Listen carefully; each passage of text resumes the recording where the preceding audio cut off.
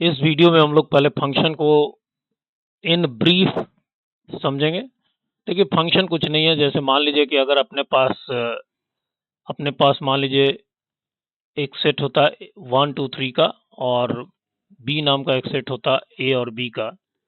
तो अगर हम लोग ए और बी के बीच में कार्टेशियन प्रोडक्ट फाइंड करते तो इसका ये सारे जो ऑर्डर्ड पेयर पॉसिबल थे उनको हम लोगों को कलेक्ट करना होता। ये सारे जितने भी ऑर्डर्ड पेयर्स होते उनको हम लोग कलेक्ट करते और इनका जो नंबर होता है ए क्रॉस बी का वो इक्वल होता है इन दोनों के प्रोडक्ट के, मतलब N A into N B के इक्वल। मतलब यहाँ अगर देखा जाए तो 6 होता। फिर हम लोगों ने पढ़ा कि अगर कोई रिलेशन की बात करें तो रिलेशन का मतलब हुआ कि ये जो टोटल मिल करके जो हमारे पास 6 ऑर्डर्ड पेयर्स हुए, इनमें से कुछ लेकर के या सब लेकर के हम लोग कोई एक सेट बनाए। मान लो इस तरह का सेट जिसमें मेंबर हो 1A 2B लाइक दिस। इस तरह का अगर मान लीजिए हम लोग कोई सेट बनाए तो इसका नाम हम लोगों ने रखा था रिलेशन। तो रिलेशन कुछ इस तरह का सिचुएशन था कि अगर मान लीजिए कि हम लोग दो सेट लिखते ए और बी, और इसमें जो एलिमेंट्स होते मान लीजिए कि इसमें 1 2 3 और इसमें ए और बी। तो अगर हम लोग रिलेशन की बात कर रहे हैं, किसी रिलेशन की बात कर रहे हैं, तो इसमें ये 1 से रिलेटेड जितने भी पॉसिबल पेयर्स थे सभी होते, 2 से रिलेटेड जितने भी पॉसिबल पेयर्स थे वो सारे होते, और इसी तरह से 3 से रिलेटेड जितने पेयर्स होते वो सभी होते। लेकिन अगर इसमें हम लोग थोड़ा सा एक कंडीशन डाल दें, कंडीशन ये डाल दें कि no element of A will remain unpaired. कोई उसमें ऐसा नहीं हो कि जो अनपेयर्ड रह जाए। मतलब अगर ए और बी हम लोगों के पास है 1 2 3 और इधर ए बी ऐसा कुछ, तो इसमें से कोई भी एलिमेंट अनपेयर्ड ना हो, जैसे इन सबों का हो। एक कंडीशन ये हम लोग डाल दें, दूसरा कंडीशन ये डाल दें कि no element of A will be associated to, या कह लें कि map to, will be associated to more than one element of B.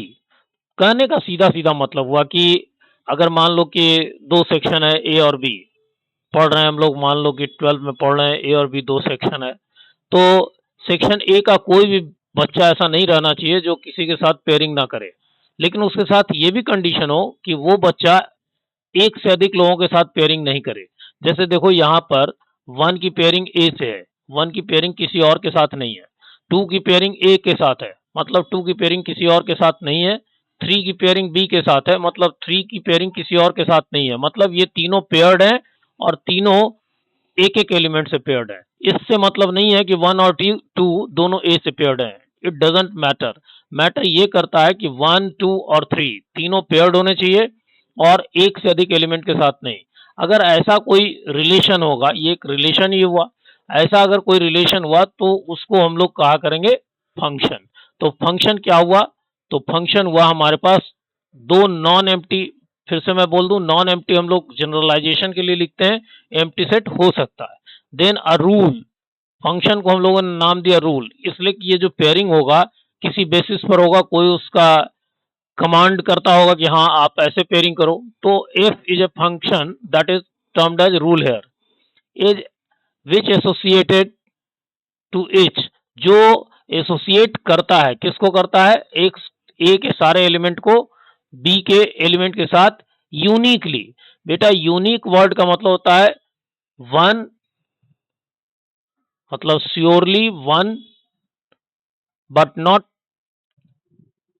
More than one. वो जो हम लोगों के आम जीवन में होता है ना कि आई हैव, हम लोग कहते हैं कि आई हैव यूनिक पेन, तो इसका मतलब कि मेरे पास जो पेन है दूसरे के पास नहीं है। नहीं, ऐसा कुछ नहीं। मैथमेटिक्स में मतलब होता है I have unique pen type का अगर कोई सेंटेंस हो तो इसका मतलब होता है I am having certainly a pen but not more than that. Okay, domain और function, domain of a function, जो ये पहला वाला सेट है इसको हम लोग कहेंगे डोमेन, और को डोमेन हम लोग कहेंगे इस दूसरे वाले को। लिखते कैसे हैं? फंक्शन का नाम लिख दिया, सेट ए लिख दिया पहले वाले को, और सेट बी लिख दिया दूसरे वाले को। ये जो ए है दिस इज कॉल्ड डोमेन,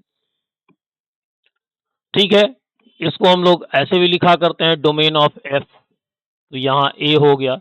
इस दूसरे वाले को हम लोग कहते हैं को डोमेन, को डोमेन मतलब codomain of A is B. इसके बाद वर्ड यूज करते हैं रेंज, ये जो हमारे पास जो रेंज ऑफ ए फंक्शन के नाम पर जो बात कर रहे हैं, तो फिलहाल हम लोग फिर से एक बार डायग्राम देखें।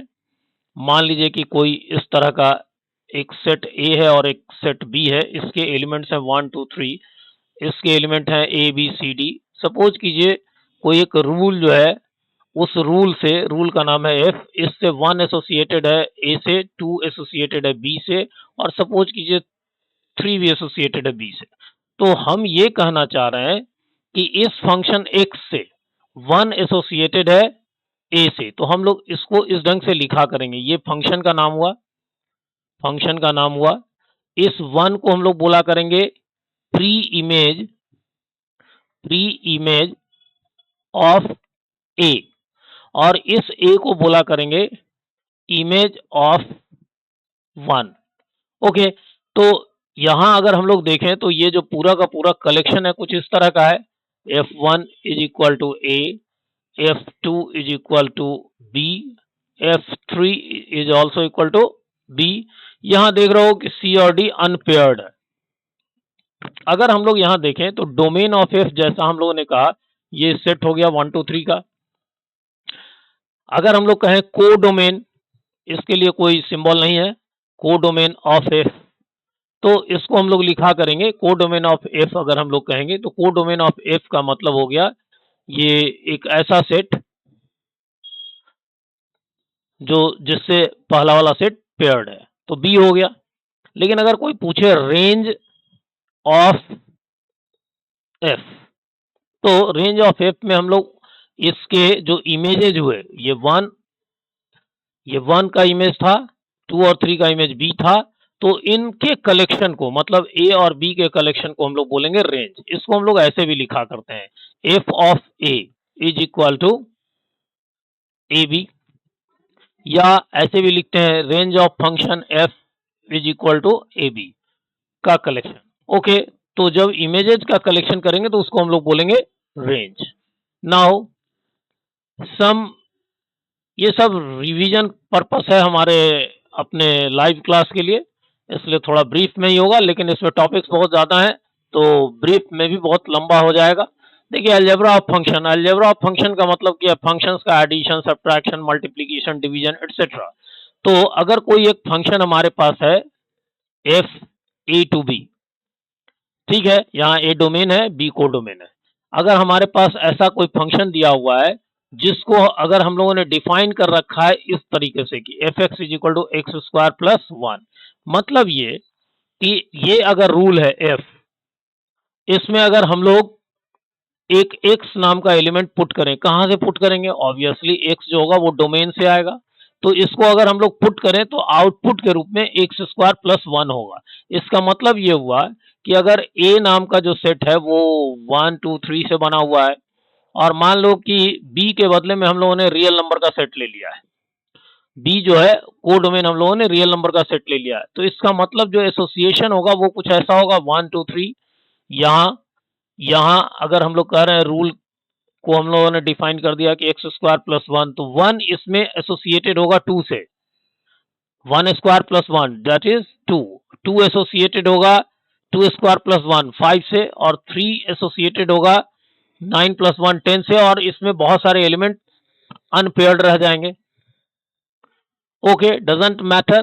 तो कहने का मतलब ये कि अगर इस तरह का कोई फंक्शन डिफाइंड हो, तो अगर हम लोगों से कहा जाए कि आप फंक्शन को 5 से मल्टीप्लाई करो, तो इसमें हम लोग क्या लिखेंगे? 5 टाइम्स एफ एक्स को लिखा करेंगे 5 टाइम्स एक्स स्क्वायर प्लस 1, ये इसका मतलब होगा। This is the definition of this one, मतलब c times of F X is equal to जो भी हमारे पास फंक्शन का डेफिनेशन है उसको सी से मल्टीप्लाई कर देंगे। ओके, इसी तरह से addition subtraction multiplication and division. तो देखिए अगर एफ और जी आर टू फंक्शंस, तो ध्यान रहे बेटा कि इनका एडिशन सब्ट्रैक्शन मल्टीप्लिकेशन ये सभी कुछ होंगे कॉमन डोमेन पर। They are defined on their common domain.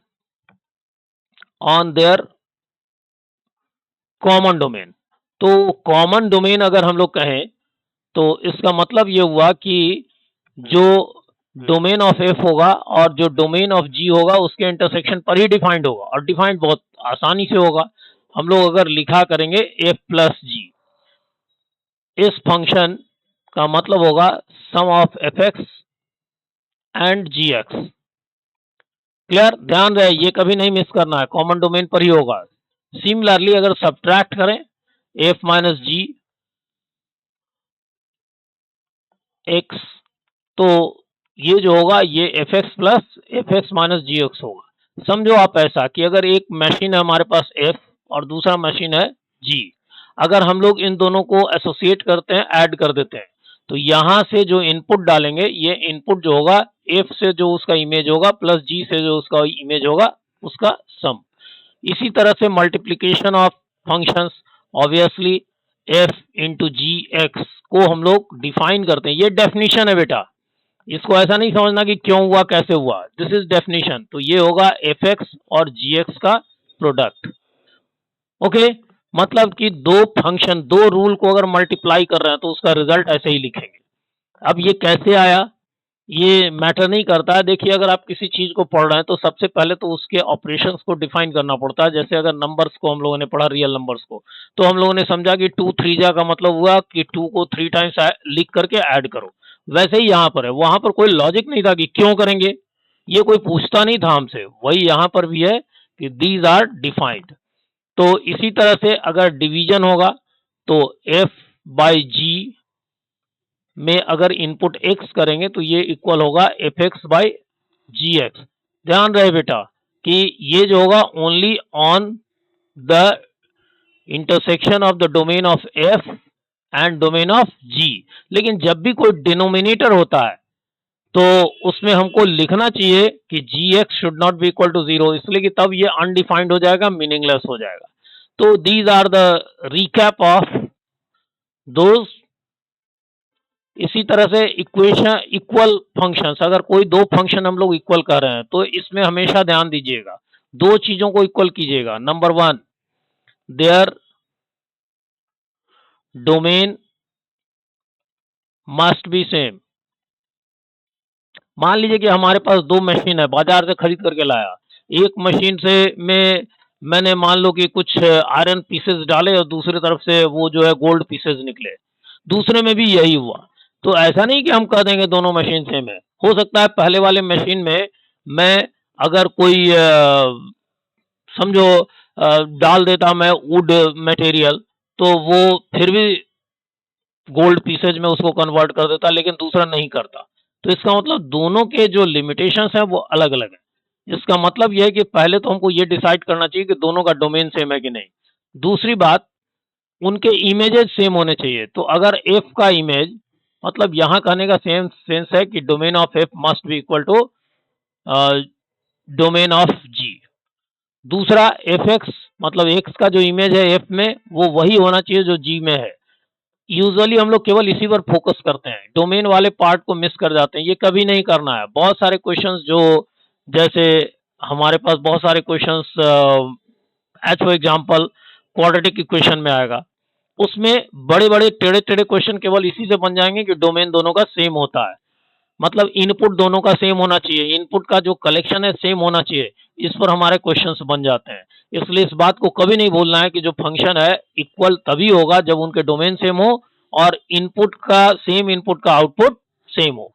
Okay, similarly जैसे एक एग्जांपल भी ले लेते हैं, चलिए मान लीजिए कि अपने पास एक फंक्शन है इस तरह का।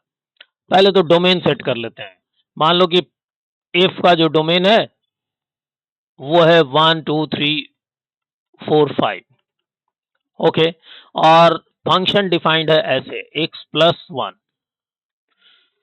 और दूसरा फंक्शन है मान लीजिए कि जी जो फंक्शन है उसका डोमेन हम लोगों ने मान लो कि ले रखा है 3 4 5 6 7 8, और इसको हम लोगों ने डिफाइन कर रखा है g x is equal to x square minus 1 by x minus 1।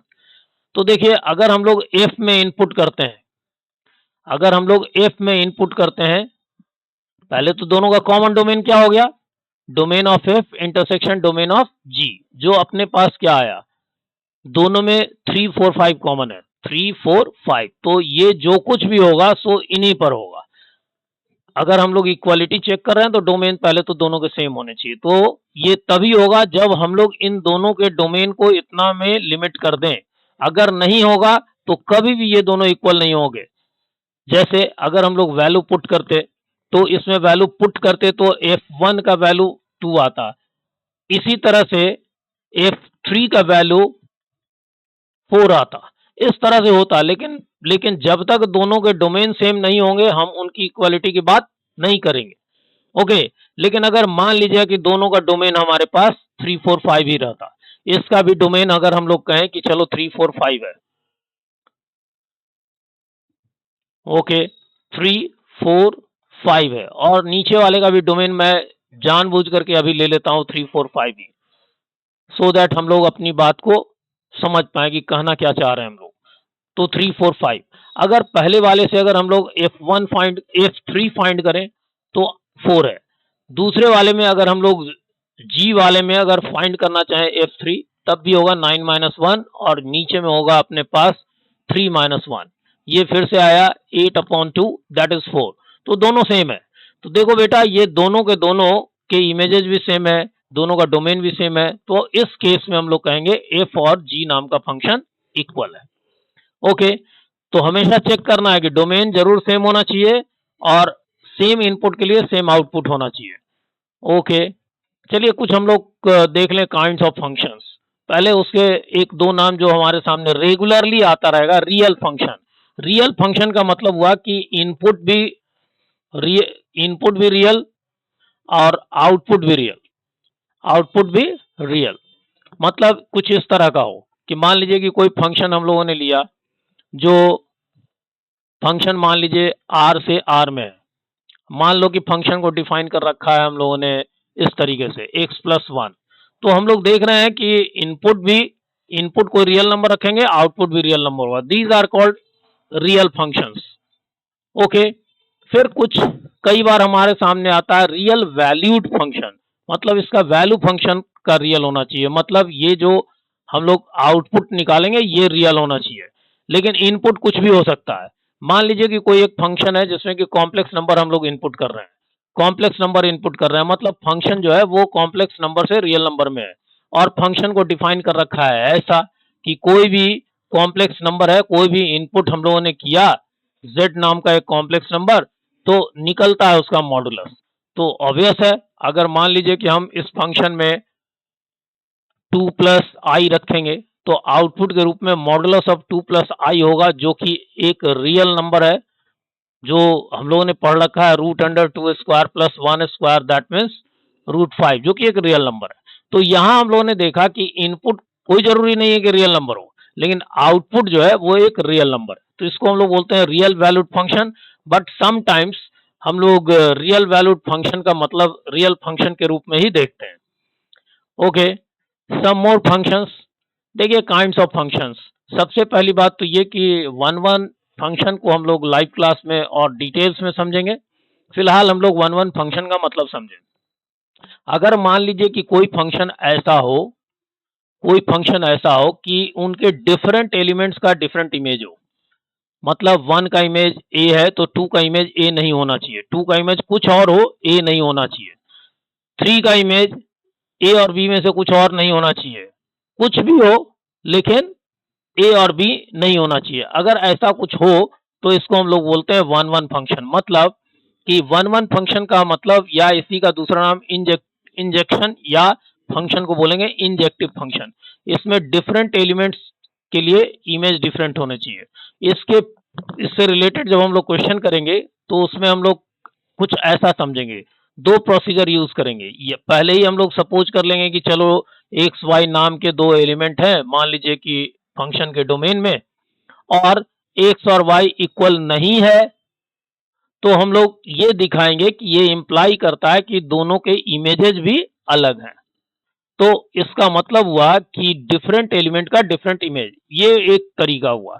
दूसरा तरीका हमारे पास है जिसको ज्यादा किया करेंगे हम लोग, कि हम लोग सपोज करेंगे कि लेट एक्स वाई अगर इसके डोमेन का एलिमेंट है, और हम ये सपोज करेंगे कि अगर हमने अपनी ओर से सपोज कर लिया कि एफ एक्स और एफ वाई इक्वल है, कहने का मतलब कि अगर हम लोग इसमें इनपुट कर रहे हैं एक्स, तो जो रिजल्ट आ रहा है अगर इसमें इनपुट करें वाई, दोनों रिजल्ट अगर सेम आ रहा है अगर, तो ये उसी हालत में हो जब ये दोनों आपस में इक्वल हैं। कहने का मतलब अगर आपस में इक्वल नहीं है और सेम रिजल्ट है, तो हम ये कह ही नहीं सकते हैं कि डिफरेंट एलिमेंट का डिफरेंट इमेज है। तो ये एक दूसरा तरीका हुआ जिसमें हम लोग पहले इमेज को इक्वल कर लेंगे और इससे प्रूव करेंगे कि नहीं नहीं भाई एक्स और वाई इक्वल है, इसीलिए इमेज इक्वल है। और दूसरा तरीका जो पहले लिखा कि पहले ही डिसाइड कर लेंगे कि एक्स और वाई डिफरेंट एलिमेंट है, तो उनके इमेजेस डिफरेंट होने चाहिए। इस पर हम लोग क्वेश्चन सॉल्व करेंगे आगे। मेनी वन फंक्शन, देखिए मेनी वन फंक्शन नाम से ही पता चलता है, ये जो हम लोगों ने जिसको वन वन फंक्शन कहा है, इसका नाम रखा इंजेक्शन, मतलब इंजेक्टिव फंक्शन। तो दूसरा वाला जो है जिसको हम लोग लिख रहे हैं मेनी वन फंक्शन, इसका मतलब हुआ नॉट इंजेक्टिव या नॉट इंजेक्शन। नॉट इंजेक्टिव, जब इंजेक्टिव लिखेंगे तो फंक्शन लिखेंगे, और नहीं तो फंक्शन पूरे को कहेंगे इंजेक्शन। तो नॉट इंजेक्टिव फंक्शन या नॉन इंजेक्टिव फंक्शन, ऐसा। तो मेनी वन फंक्शन का मतलब यही हुआ कि डिफरेंट एलिमेंट का सेम इमेज हो सकता है। जैसे अगर मान लीजिए कि कुछ ऐसा हो कि ए के एलिमेंट है 1 2 3 और इधर है ए बी सी, वन का इमेज मान लो कि F1 जो है वो ए हो और F2 भी ए हो, F2 भी ए हो, और F3 भी ए हो सकता है, लेकिन मैंने बी कर दिया, तो F3 is equal to be. तो इसमें हम लोगों ने देखा कि F1 is equal to F2 है, but 1 is not equal to 2। इसका मतलब डिफरेंट एलिमेंट का सेम इमेज हो गया, तो इसको हम लोग नाम देंगे मेनी वन फंक्शन। देखिए वन वन फंक्शन को पता करने के लिए हम लोग जरा सा सोचें। मान लीजिए कि अपने पास ए जो है इसमें m एलिमेंट्स हैं, मतलब n is equal to m है, और मान लीजिए ये बी है, इसमें नंबर ऑफ एलिमेंट्स जो हैं वो n है। तो जरा सोचिए कि इसके जो एलिमेंट्स हैं, इसके एक एलिमेंट के पेयरिंग के लिए हमारे पास कितने चॉइसेज हैं, तो n चॉइसेज हैं। तो पहले वाले एलिमेंट मान लीजिए उसको मैं x1 पढ़ रहा हूं, तो x1 के लिए हमारे पास जो चॉइसेज हैं वो है n। फिर अगर हम लोग x1 के बाद x2 की अगर पेयरिंग करना चाहें, तो हम लोग कह रहे हैं कि 1 1 है, तो इसकी पेयरिंग जिसके साथ भी हुई होगी उसके साथ x2 की पेयरिंग नहीं होनी चाहिए। तो अगर उसके साथ उसकी पेयरिंग नहीं होगी, तो इसका साफ मतलब है कि इसके पास चॉइस होगा n-1। इसी तरह से x3 के पास चॉइस होगा n-3। इसी तरह से देखिए थर्ड है, सॉरी एक एक n-2। इसी तरह देखिए आपकी थर्ड है, थर्ड एलिमेंट लिया तो n-2। तो इसी तरह से अगर मैं इसमें कह रहा हूं कि m एलिमेंट्स हैं, तो xm अगर हम लोग लेंगे तो इसकी पेयरिंग किसके साथ होगी, n-m से 1 लेस। देखिए 3 था तो 2, 2 था तो 1, 1 था तो 0, तो यहाँ m है तो m-1, इसके साथ पेयरिंग होगी। अगर हम लोग देखें total number of option, total number of ways to pair them, तो हम लोगों ने परमुटेशन कॉम्बिनेशन में पढ़ा है कि इनके प्रोडक्ट के इक्वल में होगा। तो प्रोडक्ट कितना होगा, प्रोडक्ट होगा n into n-1 into n-2 and so on up to n minus पूरा मैं लिख देता हूं n-m+1। अब देखिए अगर इसको हम लोग लिखना चाहें तो हम लोगों ने परमुटेशन कॉम्बिनेशन में पढ़ा है कि इसको हम लोग लिख सकते हैं फैक्टोरियल n बाई फैक्टोरियल, यहाँ इसके आगे हम लोग क्या लिखेंगे, नेक्स्ट टर्म अपनी ओर से अगर ऐड करना हो तो हम लोग क्या लिखेंगे, n-1, n-m तक जाएंगे हम लोग बेटा।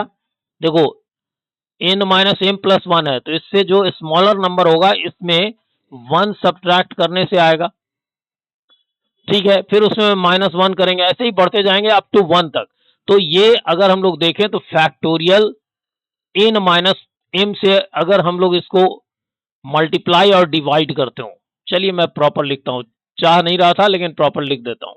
इसको अगर हम लोग डिवाइड कर दें फैक्टोरियल n-m से, तो जो न्यूमरेटर पार्ट है ये पूरा का पूरा यहाँ तक का प्रोडक्ट, यहाँ से लेकर के यहाँ तक का प्रोडक्ट, ये जो न्यूमरेटर वाला पार्ट है ये हो गया फैक्टोरियल n, मतलब 1 से लेकर के n तक का प्रोडक्ट, और नीचे हो गया n-m, and this is also called npm। आप ऐसे भी समझ सकते हो कि इसके m एलिमेंट्स को इसके n एलिमेंट्स के साथ अगर हम लोगों को एसोसिएट करना है जिसमें रिपीटिशन नहीं करना है, तो हम लोगों ने पढ़ा है परमुटेशन में ये होता है npm, ठीक है। इसको ऐसे भी समझ सकते हैं कि इसमें से पहले हम लोगों ने m को, n में से m को हम लोगों ने सिलेक्ट कर लिया, n में से m को हम लोगों ने पहले सेलेक्ट कर लिया, n में से m को हम लोगों ने सेलेक्ट कर दिया, फिर उसको परम्यूट कर दिया, तो ये दोनों बातें सेम है, तो npm होगा।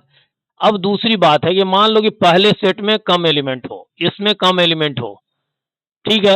अब मान लो कि पहले सेट में 1 और 2 एलिमेंट है और दूसरे सेट में मान लीजिए ए बी सी हो, तो आप बताओ कि अगर आप इसको कहोगे कि सॉरी मैं उल्टा बोल गया, आप एन हम लोगों का दूसरा वाला में है, इसमें एम एलिमेंट है, मान लो कि हम लोगों ने इसमें एक ही एलिमेंट लिया। अब बताओ 1-1 कभी पॉसिबल है क्या? इस 2 को हम लोगों को मजबूरी में ए के साथ एसोसिएट करना होगा तभी फंक्शन बनेगा, तब ये 1-1 नहीं होगा, डिफरेंट एलिमेंट का डिफरेंट इमेज नहीं होगा। इसका मतलब हमारे पास ऐसा कोई कॉम्बिनेशन नहीं बन सकता है। इसका मतलब ये हुआ कि सेकंड वाले सेट में अगर एलिमेंट कम है तो 1-1 नहीं हो सकता। समझो ना ऐसा कि एक तरफ 10 लोग हैं, एक तरफ 5 लोग हैं, तो हम कह रहे हैं कि नहीं 1 to 1 फाइट होगा, तो उसमें से 5 ही लड़ पाएंगे, बाकी के लोग नहीं लड़ पाएंगे, मतलब लड़ाई पूरी की पूरी नहीं हो पाएगी, फंक्शन पूरा नहीं हो पाएगा। ओके, सो नंबर ऑफ, आपने ये फंक्शन देखा 1-1 फंक्शन। अब देखिए ऑन टू फंक्शन। अच्छा एक बात और इधर हो जानी चाहिए, अगर आपसे कोई पूछ बैठे कि number of many to one function क्या होगा, नंबर इसका मेनी वन फंक्शन का नंबर क्या होगा, नंबर ऑफ मेनी वन, तो number of many one function अगर कोई पूछे तो इसको डायरेक्टली नहीं निकाल सकते, इसको बाइजेक्शन से निकालेंगे।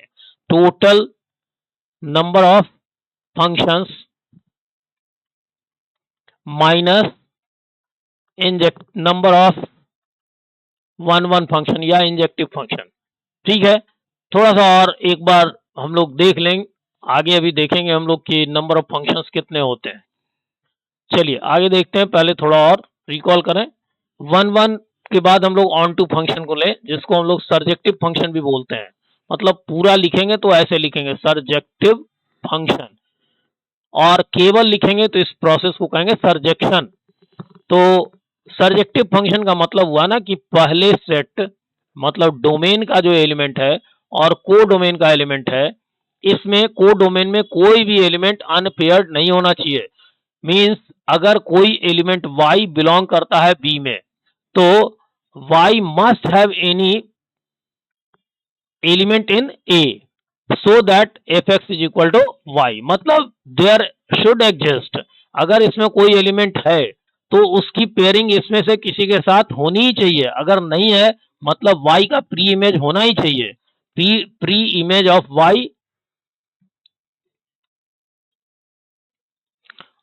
y must exist. अगर ऐसा नहीं है, इसमें कुछ एलिमेंट ऐसा बच गया एक या उससे अधिक जो अनपेयर्ड है, तो हम लोग कहेंगे कि ये फंक्शन सर्जेक्टिव नहीं है। लेकिन अगर कोई भी अनपेयर्ड नहीं बचा, इसमें सारे एलिमेंट पेयर्ड हैं, तो हम कहेंगे कि ये फंक्शन जो है वो सर्जेक्टिव फंक्शन है। If each element of b has its pre image in a. तो देखो भाई, जब इसमें हम लोगों ने रेंज क्या पढ़ा था, रेंज पढ़ा था सेट ऑफ इमेजेज। अब बताइए कि अगर इसका सारा एलिमेंट किसी न किसी का इमेज है, तो आप कह सकते हो कि अगर बी जो है वो इक्वल हो जाए रेंज के, तो हम कहेंगे कि हाँ ये जो सेट है, ये जो फंक्शन है, ये सर्जेक्टिव फंक्शन है, कोई एलिमेंट बी में ऐसा नहीं है जो अनपेयर्ड है। ओके, अब आपसे कोई पूछे इनटू फंक्शन, ये सब पुराना नाम है बेटा, onto, into, one one, many one, ये सब पुराना नाम है। अब हमारे पास दो ही नाम है, एक इंजेक्टिव और दूसरा सर्जेक्टिव। जो इंजेक्टिव नहीं है उसको बोलेंगे नॉन इंजेक्टिव, उसी का पुराना नाम है मेनी वन। जो सर्जेक्टिव नहीं है उसी का पुराना नाम है ये इनटू फंक्शन। इनटू फंक्शन हालांकि अब उतना प्रचलन में नहीं है, मेनी वन अभी भी है। तो इनटू फंक्शन का मतलब जो हो गया वो हो गया non surjective function.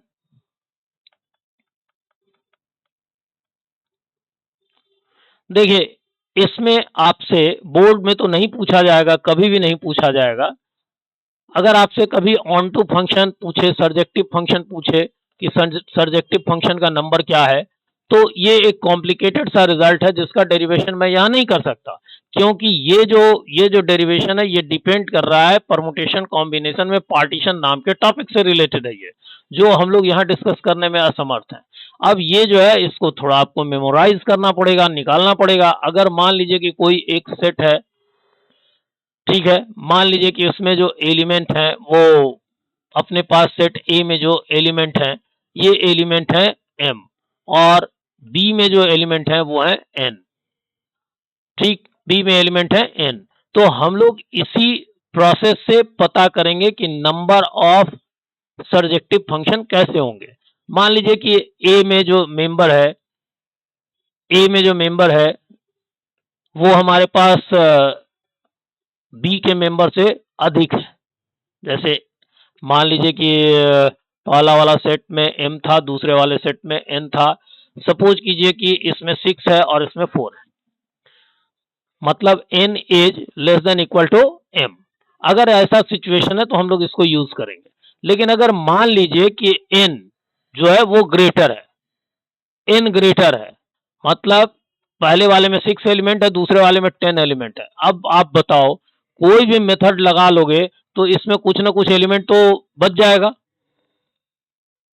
Will remain unpaired, निश्चित तौर पर बच जाएगा। इसका मतलब कि आप कभी भी सर्जेक्टिव नहीं पा सकते हो। तो इसका मतलब ये हुआ कि उस केस में जब कोड डोमेन में अधिक एलिमेंट है तो उस केस में हमारे पास कोई भी सर्जेक्टिव फंक्शन नहीं मिलेगा, तो नंबर ऑफ सर्जेक्टिव फंक्शन है 0। लेकिन अगर कोड डोमेन में जो एलिमेंट है वो पहले वाले से कम है, डोमेन से कम है, तो उस केस में हम लोग इसको यूज करेंगे। और ये जो है ये कॉम्प्लिकेटेड रिजल्ट है जिसका डेरिवेशन आप सिंपल वे में कर ही नहीं सकते, तो आपको इसको मेमोराइज करना पड़ेगा। यहाँ ध्यान रहे, a number of element in a is taken as m and number of element in b is taken as n, और फंक्शन जो है वो a से b में है। ओके, ये नहीं याद रखिएगा तो इसको यूज नहीं कर पाइएगा। ओके, नाउ फिर से वही बात कि अगर आपसे कोई पूछेगा कि नंबर ऑफ इनटू फंक्शंस कितने होंगे, number of into functions, number of non surjective functions, number of non surjective functions, तो इसका हम लोगों के पास कोई रूल नहीं है। फिर से वैसा ही करेंगे हम लोग कि पहले टोटल निकाल लिया, उसमें सर्जेक्टिव वाले को माइनस कर दिया, तो फिर उसको निकालेंगे। Okay, some more recap.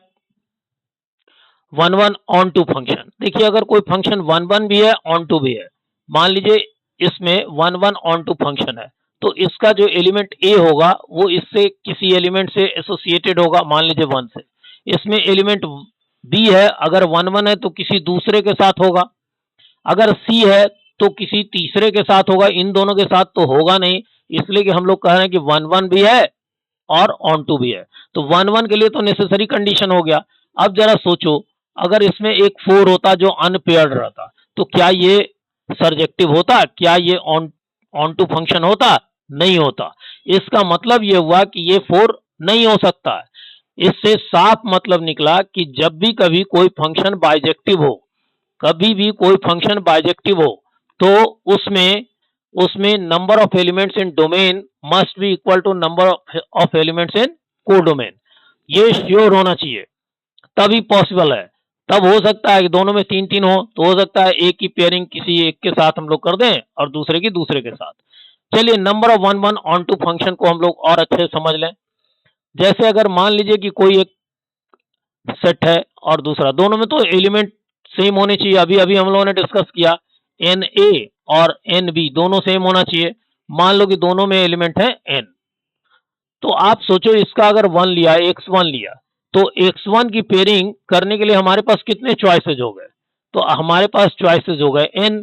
x2 की पेयरिंग के लिए कितने चॉइसेज हो गए? रिपीट नहीं करना है, नहीं तो मेनी वन हो जाएगा, 1 1 नहीं रहेगा। तो इसका मतलब बचे हुए n-1। x3 को एसोसिएट करने के लिए हमारे पास और कम जाएगा, तो n-2। सिमिलरली अगर हम लोग सबसे अंत वाले xn की बात करें, तो अब इसमें सिर्फ एक ही बचेगा। इसका मतलब कि अगर हम लोग number of 1 1 onto function की बात करें, तो ये इक्वल होगा n into n-1 into n-2 से लेते हुए 1 तक, that is equal two factorial n। तो ध्यान रहे 1 1 ऑन टू फंक्शन जितने भी एलिमेंट होंगे डोमेन में, कोडोमेन में, उनके फैक्टोरियल के इक्वल होगा। Okay, now some other functions जो हम लोग ब्रीफ में कहेंगे। कांस्टेंट फंक्शन मतलब कुछ इस तरह का function F X is equal to 5, जो ऐसा फंक्शन होगा जो एक्स एक्सिस के पैरेलल होगा। जैसे मान लीजिए एक ये इसको हम लोग ऐसे समझते हैं y इज इक्वल टू 5, तो एक फंक्शन होगा जो यहाँ 0 5 से पास करेगा, ये इसी तरह का ग्राफ होगा। तो ये जो फंक्शन होगा कांस्टेंट फंक्शन, जिसमें कि कुछ भी इनपुट कर दो, कुछ भी इनपुट कर दो, आप x डालो तो 5, y पुट करो तो 5, मतलब कुछ इस तरह का कि इसमें जितने भी एलिमेंट हैं एक्स वाई जेड सब का एसोसिएशन 5 के साथ।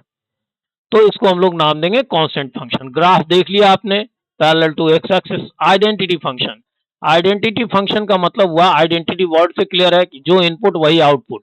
मतलब अगर हम लोग कोई फंक्शन ले, इसमें इनपुट 2 करें और आउटपुट 2 हो, तो इस तरह के फंक्शन को हम लोग बोलते हैं आइडेंटिटी फंक्शन। कहने का मतलब इसका ग्राफ ड्रॉ करना है तो y is equal to X लेंगे और ग्राफ ऐसा होगा, ये वाला लाइन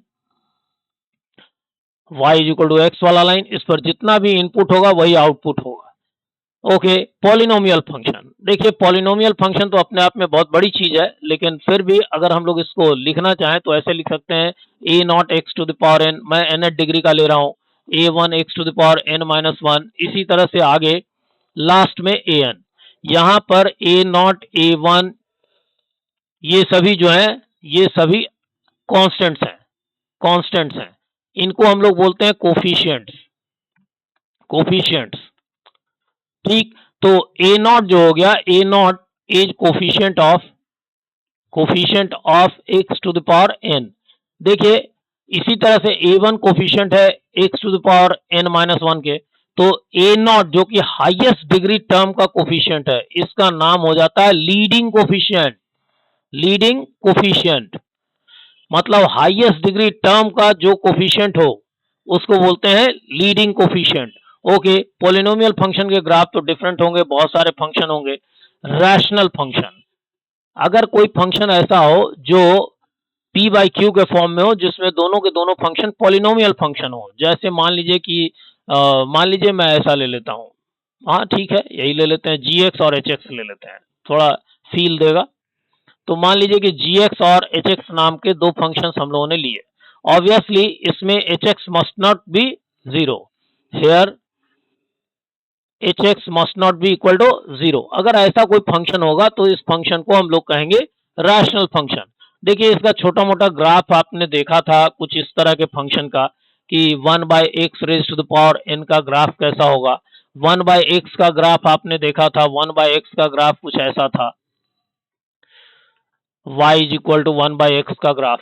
इसी में अगर हम लोग इसमें अगर हम लोग पावर इंक्रीज कर दें, अगर स्क्वायर कर दें मतलब एन को अगर इवन ले लें, एन को अगर हम लोग इवन ले लें, कहने का मतलब कि 1 by x square 1 by x 4 ऐसा कुछ ले लें, तो ये जो ग्राफ का जो इधर वाला पार्ट है, इधर वाला पार्ट ऊपर में दिखेगा। ओके, इसी तरह से ये 1/x² के लिए मैंने बनाया, x4 में थोड़ा सा ग्राफ में थोड़ा सा चेंज होगा, ये ग्राफ थोड़ा सा घुमा हुआ होगा, कुछ ऐसे कर करके होगा, इसके नीचे से जाएगा, कुछ ऐसा।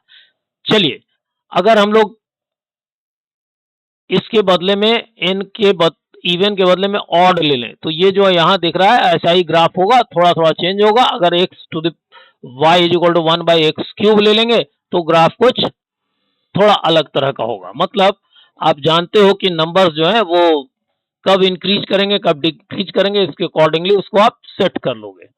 चलिए फिर इसके आगे अगर हम लोग देखें, कुछ और फंक्शन की बात करें, तो फंक्शन को हम लोगों ने अलग अलग तरीकों से डिफाइन भी किया था। ये सभी हम लोगों ने इन सबों का नाम रखा था एल्जेब्राइक फंक्शन। इसमें हम लोगों ने एल्जेब्राइक वेरिएबल्स, फिर डिपेंडेंट वेरिएबल, इंडिपेंडेंट वेरिएबल और जो ऑपरेटर्स थे प्लस माइनस, ये सभी जो फंडामेंटल ऑपरेटर्स थे उनको हम लोगों ने यूज किया था। फिर जो नॉन एल्जेब्राइक फंक्शंस हैं इनको हम लोगों ने कह दिया ट्रांसेंडेंटल फंक्शन। ये मॉडर्न टाइम की नेमिंग है। तो इसमें बहुत सारे फंक्शन होते हैं, ऑब्वियसली एल्जेब्राइक में भी होंगे। तो इनमें से कुछ फंक्शन को हम लोगों ने कैलकुलेट किया है, जैसे मान लीजिए f(x) is equal to sine X, इस तरह के 6 फंक्शन हो गए, cos x, tan x, इस तरह के फंक्शंस हो गए। इनको हम लोग कहते हैं ट्रिग्नोमेट्रिक फंक्शन, जिनके अलग अलग डोमेन होते हैं। जैसे डोमेन ऑफ साइन एक्स वाला फंक्शन जो हो गया, इस फंक्शन का जो डोमेन होता है वो हमको मालूम है कि सारा रियल नंबर होता है। इस फंक्शन का डोमेन भी सारा रियल नंबर होता है, लेकिन tan के डोमेन में रियल नंबर होते हैं, लेकिन उसमें से वो सारे जो π/2 के ऑड मल्टीपल हैं उसको हम लोग अलग कर देते हैं। मतलब ऑड मल्टीपल का मतलब हो गया 2n -1 या +1 भी आप लिख सकते हो। इस तरह के जितने भी होंगे एंगल्स उनको हम लोगों ने एलिमिनेट कर दिया। n बिलोंग्स टू, अब अपने पास यहाँ पर कोई भी इंटीजर है तो एलिमिनेट कर दिया। तो कहने का मतलब ये 6 फंक्शन जो हो गए वो ट्रिग्नोमेट्रिक फंक्शन हो गए, इनवर्स ट्रिग्नोमेट्रिक फंक्शन। इसको हम लोग आगे पढ़ेंगे, इसके बाद वाला टॉपिक हम लोगों का यही होगा। ये कुछ इस तरह के फंक्शंस होते हैं साइन इनवर्स एक्स, जिसमें ये डोमेन से आता है, ये इनपुट है। और ग्राफ भी इसका बहुत इसी तरह का बनता है, जैसे साइन इनवर्स एक्स का ग्राफ ऐसा बनता है।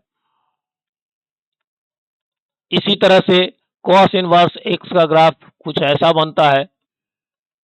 तो ये रिकैप है बेटा, हम लोग अपने फंक्शन के टाइप्स को रिकैप कर रहे हैं। Exponential function, obviously y is equal to a raise to the power x, इसको एक्सपोनेंशियल फंक्शन बोलते हैं, जिसमें a को बोलते हैं बेस, और a कभी भी निगेटिव नहीं होगा। It is greater than 0 and a is not equal to 1। Okay, so ये पॉजिटिव क्वांटिटी है, 1 भी पॉजिटिव है, लेकिन हम लोगों ने 1 को नहीं लिया है। इसी तरह से मतलब ऐसा हो सकता है 1/2 raise to the power x, या ऐसा हो सकता है 5 raise to the power x, ऐसा। अब इनके ग्राफ को भी थोड़ा सा समझ लेते हैं हल्का फुल्का। देखिए इनका जो ग्राफ होता है ना, वो ग्राफ ऐसा होता है, इनका जो ग्राफ होता है वो ऐसा होता है। अगर हम लोग लेते हैं जिसमें a अगर कहें कि greater than 0 and less than 1 हो, तो y is equal to a raise to the power x का जो ग्राफ होता है ये डिक्रीजिंग होता है, ये यहाँ 1 पर कट करेगा और ये इस तरह का ग्राफ होगा। इसलिए कि देखो x का वैल्यू जब आप 0 रखोगे तो a 0 का वैल्यू होता है 1, इसीलिए यहां से कट करेगा, ये x एक्सिस के पैरेलल हो जाएगा आगे। लेकिन अगर मान लीजिए कि हम लोग ग्राफ ड्रॉ करें जिसमें a जो है वो ग्रेटर देन 1 हो, तो ये जो होता है ये इंक्रीजिंग फंक्शन होता है, इसका ग्राफ ऊपर की ओर चढ़ेगा, ये 1 पर फिर से इंटरसेक्ट करेगा, इसलिए कि a raise to the power अब 5 रहे या 1/2 रहे, पावर अगर हम लोग इस पर 0 रखेंगे तो ये तो 1 ही होगा, इसलिए सभी यहां से जाएंगे। फिर आते हैं logarithmic function. Logarithmic function details में तो यहाँ हम लोग बात नहीं करेंगे, लेकिन अगर कभी लिखा हुआ हो a raise to the power b is equal to c, तो इसके लिखने का एक ढंग हम लोगों ने रखा है कि लॉग लिखते हैं, यहाँ ये जो बेस है इसके नीचे बेस होता है, लेकिन अभी आंसर में c था, अभी हम लोग c का वैल्यू लिखेंगे b। ऑब्वियसली बेटा यहाँ पर जैसे a पॉजिटिव था तो पॉजिटिव रहेगा, नॉट इक्वल टू 1 है तो नॉट इक्वल टू 1 रहेगा।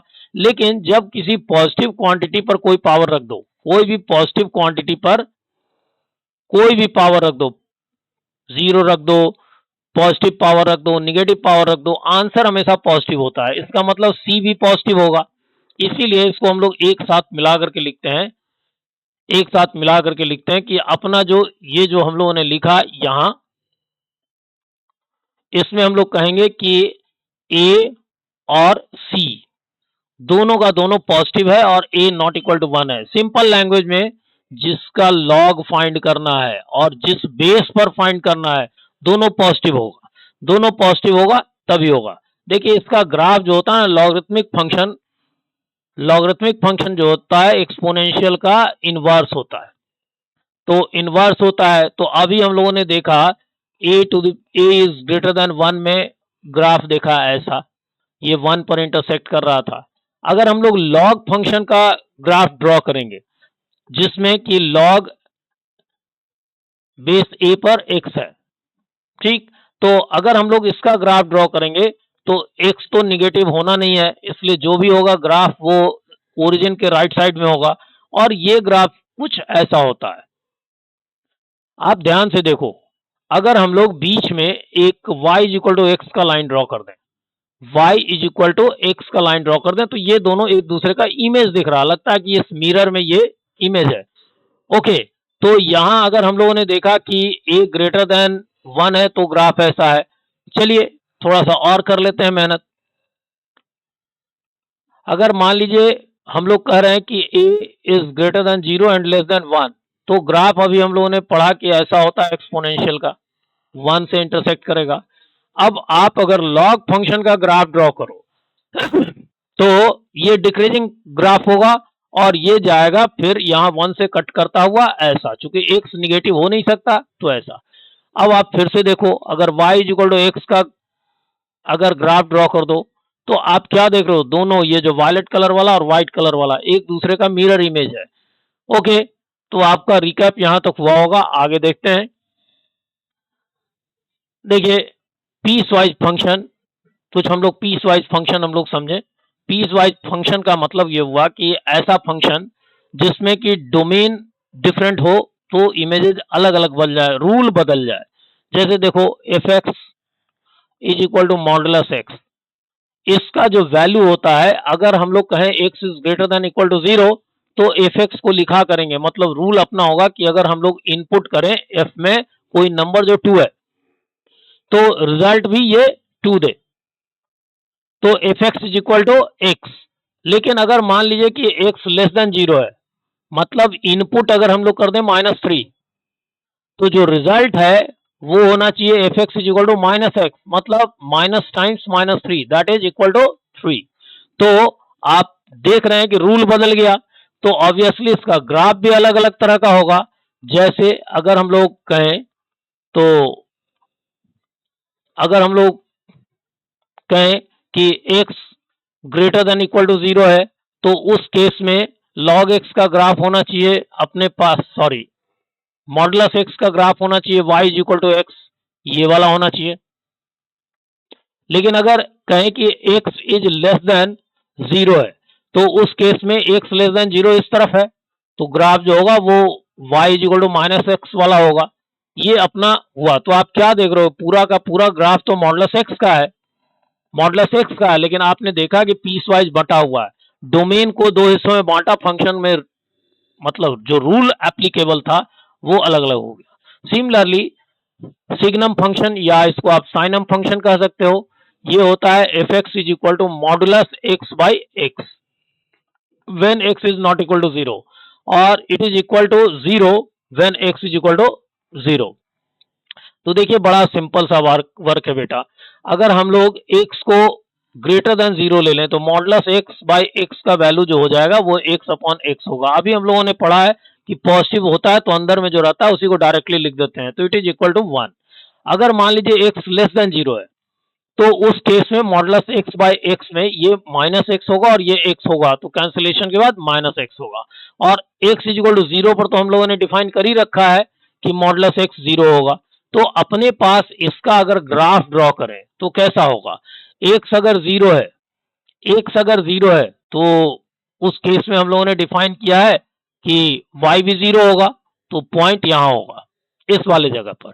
फिर हम लोगों ने कहा कि x अगर ग्रेटर देन 0 है, पॉजिटिव क्वांटिटी है, तो वो जो है 1 होगा। तो मान लो कि यहाँ 1 है, तो यहाँ से ये सारे नंबर्स के लिए यही होगा, 1 होगा, लेकिन यहाँ 0 लेना नहीं है, इसलिए इसका यहाँ ओपन इंटरवल होगा। सिमिलरली अगर मान लीजिए कि -1, अगर कोई नंबर लेस देन 0 है, लेस देन 0 है, तो उसके लिए आउटपुट, मतलब अगर हम लोग फंक्शन में अगर इनपुट कर दें -3, तो आउटपुट जो होना चाहिए वो होना चाहिए -1। अगर हम -10 करें तब भी -1। तो इसका मतलब ये हुआ कि बाकी सबों के लिए इसका ग्राफ ऐसा होगा और ये वाला पॉइंट इसमें इंक्लूडेड नहीं होगा। तो ये सिग्नम फंक्शन का ग्राफ है। आप देख रहे हो कि इसमें डोमेन में 3 हिस्से हो गए, तो हमारा ग्राफ 3 हिस्सों के लिए अलग अलग रूल दे रहा है। ओके, इसी तरह से ग्रेटेस्ट इंटीजर फंक्शन, और यही हम लोग आज का सेशन एंड करेंगे। देखिए ग्रेटेस्ट इंटीजर फंक्शन अगर हम लोग कह रहे हैं तो ग्रेटेस्ट इंटीजर फंक्शन किसको कह रहे हैं? ग्रेटेस्ट इंटीजर फंक्शन का एक मॉडर्न टाइम में एक अलग तरह से लोगों ने नाम रख दिया है, इसको बॉक्स फंक्शन भी बोलते हैं। बॉक्स फंक्शन, ऐसा कोई नाम होता नहीं है मैथमेटिक्स में, लेकिन समझने में ये हेल्पफुल होता है। अगर F X is equal to लिखते हैं इस तरह का ब्रैकेट देकर के, तो लग रहा है जैसे बॉक्स के भीतर है, और इसका मतलब होता है, इसका वैल्यू होता है एन इंटीजर, या ग्रेटेस्ट इंटीजर लिख लेते हैं, greatest integer not greater than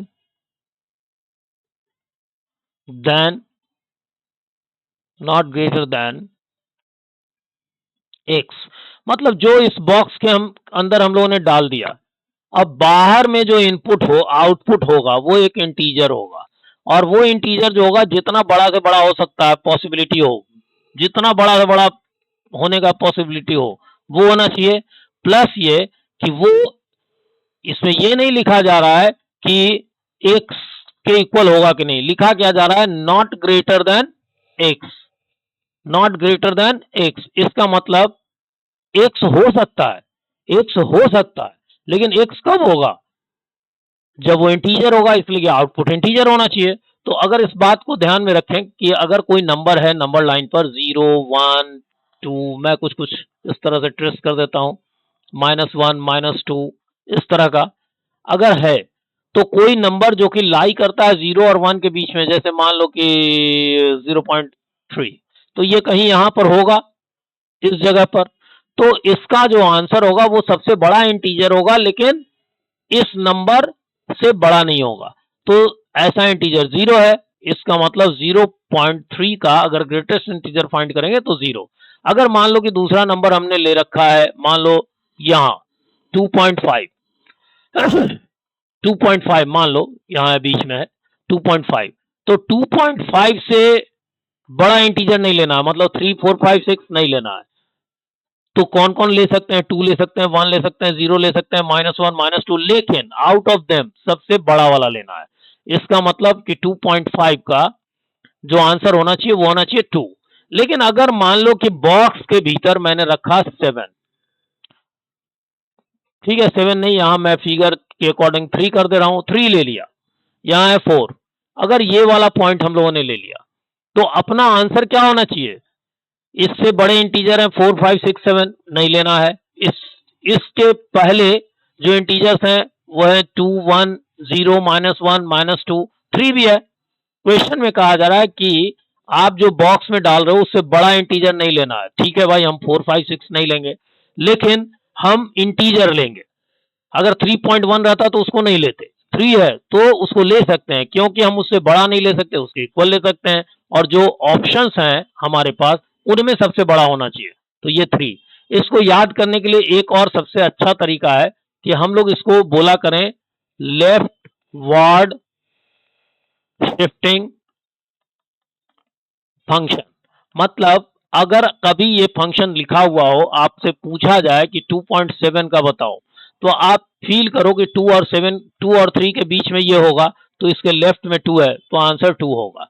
अगर मान लो कि कोई कहे कि 7.93 का फाइंड करो, तो हमको मालूम है कि नंबर लाइन पर ये 7 और 8 के बीच में होगा, तो इसका आंसर 7 लेंगे। So these are the common functions. बाकी के जो फंक्शन हो गए हम लोगों के पास पढ़ने के लिए कंपोजिट फंक्शंस और आगे की चीज़ें, ये हम लोग 1-1 ऑन टू और कंपोजिट फंक्शन हम लोग लाइव क्लास में करेंगे। यहाँ बेटा मैं इसको सेशन को एंड करता हूँ, ये सेशन बड़ा भी हो गया, इससे ज़्यादा इस सेशन में कहना थोड़ा मुश्किल है, तब ये सेशन कम से कम 1.5 घंटे का होना चाहिए। तो फिर कभी हम लोग इसका एडिशन और करेंगे। Okay, thank you.